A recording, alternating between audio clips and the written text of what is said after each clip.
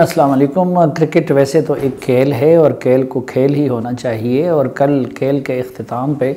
जो Indian captain ने जिस जज्बे का मुजाहरा किया तो यही खेल का रूह है और इसी जज्बे का मुजाहरा करना चाहिए और ख़ुसूसन उनके जेस्चर को हम सब की तरफ से सताइश होनी चाहिए। लेकिन पाकिस्तान के अंदर हम देखते हैं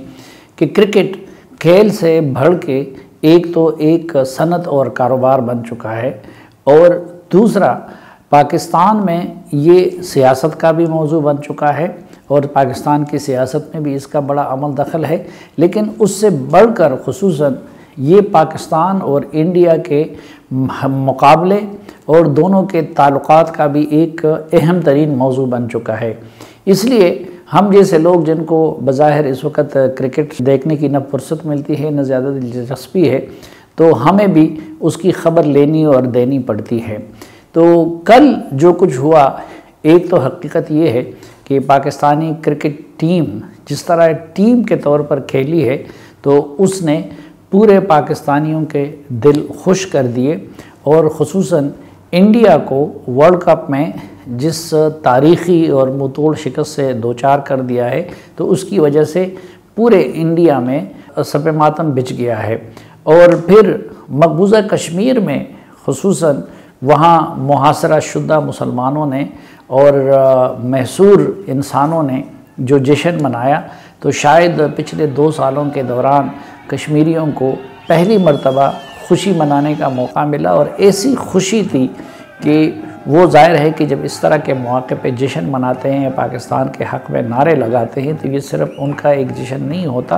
बल्कि वो जान और इज़्ज़त हथेली में रख के ये सब कुछ करते हैं क्योंकि उन्हें फिर इंडिया की काबिज़ अफवाज के रद्दअमल का भी सामना करना पड़ता है। अब ये जो कुछ हुआ है तो उसके बाद सोशल मीडिया पे भी मीम्स का सिलसिला भी जारी है। दोनों मुल्कों का जो इलेक्ट्रॉनिक मीडिया है वो भी इसको अलग अलग अंदाज में ले रहा है। लेकिन एक लाइटर नोट पे अगर हम इसका तज्जिया करें तो इमरान खान साहब अभी तक ये कहा करते थे कि उनका कोई मुतबादिल नहीं है, लेकिन मेरे ख़्याल में कल के मैच के नतीजे में उनके 3 मुतबादिल सामने आ गए और 3 मुतबादिल प्राइम मिनिस्टर पाकिस्तान को मिल गए। इमरान खान साहब ने जो 92 का वर्ल्ड कप जीता था पाकिस्तान ने, तो वो अगरचे पूरी टीम की जीत थी लेकिन उन्होंने उस वर्ल्ड कप की जीत को अपने नाम कर दिया और फिर उसी वर्ल्ड कप की बुनियाद पे वो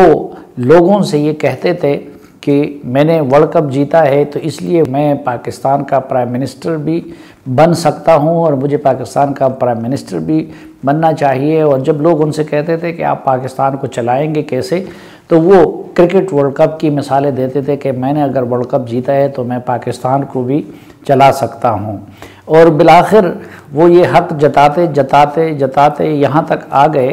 कि उनको प्राइम मिनिस्टर बना भी दिया गया। अब प्राइम मिनिस्टर बनने के बाद भी वो मईशत की बात करें, उनके सामने उलमा बैठे हों, सीरतुन नबी सल्लल्लाहु अलैहि वसल्लम की कॉन्फ्रेंस से ख़िताब कर रहे हों, तो वो बीच में क्रिकेट को ले आते हैं और उसका ज़िक्र शुरू कर देते हैं कि मैंने वर्ल्ड कप इस तरह जितवाया था और ये किया था वो किया था। तो अब पाकिस्तान में तो चूँकि ये मायार बन गया है तो उस लिहाज से अगर देखें तो इमरान खान साहब के मुकाबले में कल 3 खिलाड़ियों का यानी बाबर आजम का और मोहम्मद रिजवान का और शाहीन अफरीदी का किरदार वो इमरान खान से कई गुना बढ़कर है, क्योंकि वो जो टीम की जीत थी वो सिर्फ उनकी कप्तानी में हुई थी और उसमें दीगर खिलाड़ियों ने बुनियादी किरदार अदा किया था। लेकिन कल बाबर आजम एक तो कप्तान थे और दूसरा उन्होंने ऐसा कारनामा सरअंजाम दिया कि जिसकी कोई मिसाल नहीं मिलती। दूसरी तरफ मोहम्मद रिजवान ने भी जो कुछ किया तो वो उन्हीं का क्रेडिट है और तीसरी तरफ शाहीन शाह अफरीदी ने जो कुछ किया वो भी उन्हीं का कारनामा है। अब अगर वो मायार हो तो फिर तो मेरे ख्याल में पाकिस्तान को मुस्तकबिल के 3 वज़ीर-ए-आज़म मिल गए हैं। और उसमें ये भी है कि वो वर्ल्ड कप जो हमने जीता था तो उसमें फ़ाइनल में पाकिस्तान ने इंडिया को नहीं हराया था।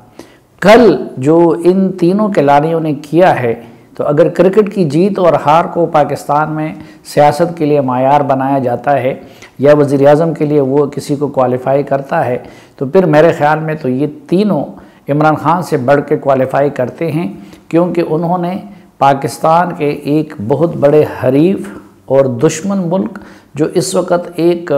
अजीब व गरीब किस्म के तकब्बुर से भी सरशार है, तो इंडिया के तकब्बुर को भी उन्होंने खाक में मिला दिया है। बहरहाल ये तो एक लाइटर टोन में एक बात थी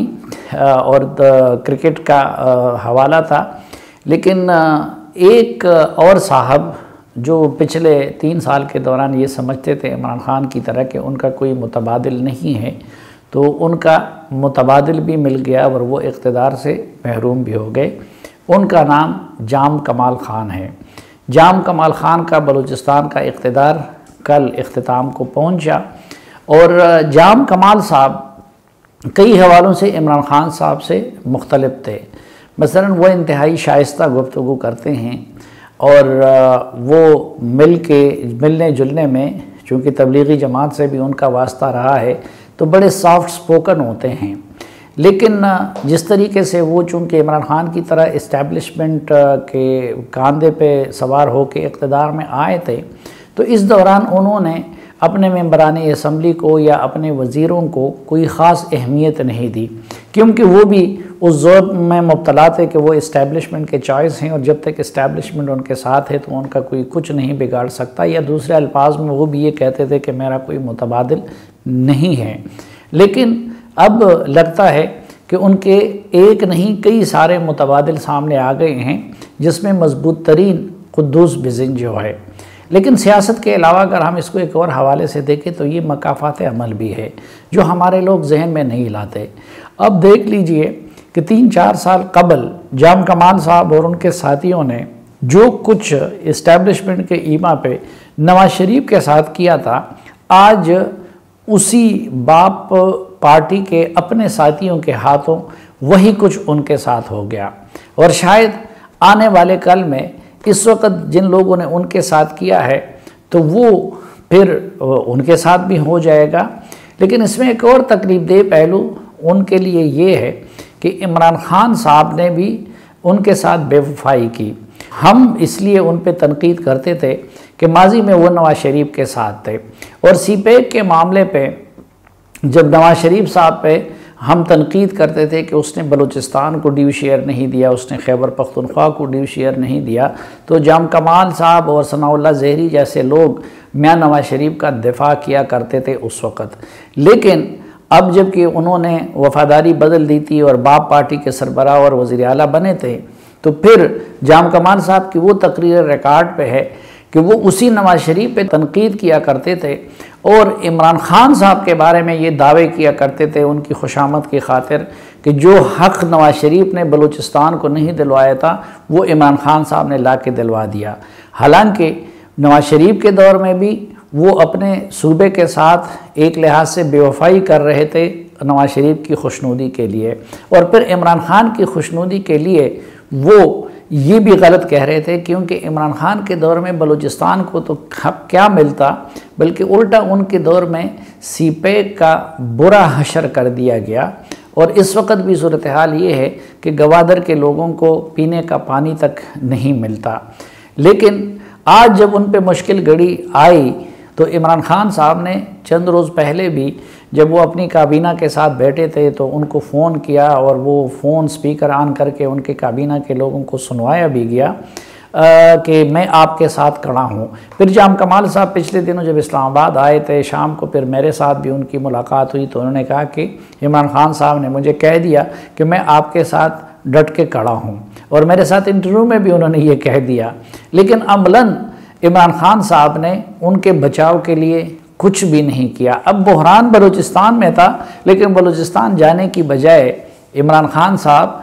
लाहौर बुज़दार साहब के पास चले गए। हालांकि अभी बुज़दार साहब के लिए कोई सीरियस थ्रेट बना भी नहीं है, और फिर वहाँ पे एक सीट जो खाली हुई है उसकी प्लानिंग के लिए इमरान खान साहब उधर चले गए। लेकिन न सिर्फ ये कि वहाँ पे जो ख़वातीन बैठी हुई थी लाशों को लेके, इमरान खान साहब उनकी अशख्वी के लिए भी वहाँ नहीं गए और फिर जाम कमाल को बचाने के लिए भी वहाँ नहीं गए। और आज जाम कमाल साहब ये अभी जलवत में तो वो सामने नहीं आए, लेकिन खलवतों में वो इमरान खान साहब की बेवफाई की भी फरियाद कर रहे हैं, उन क़ुव्वतों की बेवफाई की भी फरियाद कर रहे हैं कि जो उनको इक़्तिदार में लाए थे या जिनके कहने पे उस वक़्त उन्होंने नून लीग के साथ बेवफाई की थी। और उसके साथ साथ वफाकी वज़रा का और चेयरमैन सेनेट की तरफ भी उनका इशारा होता है, उनके किरदार को भी तनकीद का निशाना बनाते हैं। तो ये बहरहाल सबक है उन लोगों के लिए कि जो इक़्तिदार के नशे में मुब्तला होकर अपने आप के बारे में ये समझते हैं कि वो नागुज़ेर है या उनका कोई मुतबादिल नहीं है, और वो गुरूर और तकब्बुर में मुब्तला हो जाते हैं कि ये इक़्तिदार इतनी आर्जी चीज़ है कि किस तरह इक़्तिदार को रातों रात ज़वाल आ जाता है। इसी तरह ये उन लोगों के लिए भी सबक है कि जो अपनी पार्टियों और अपनी क़ियादत और अपने नज़रिए और अपनी कौम के साथ किसी के कहने पे बेवफाई करते हैं तो एक न एक दिन फिर उनको भी उसका सामना करना पड़ता है।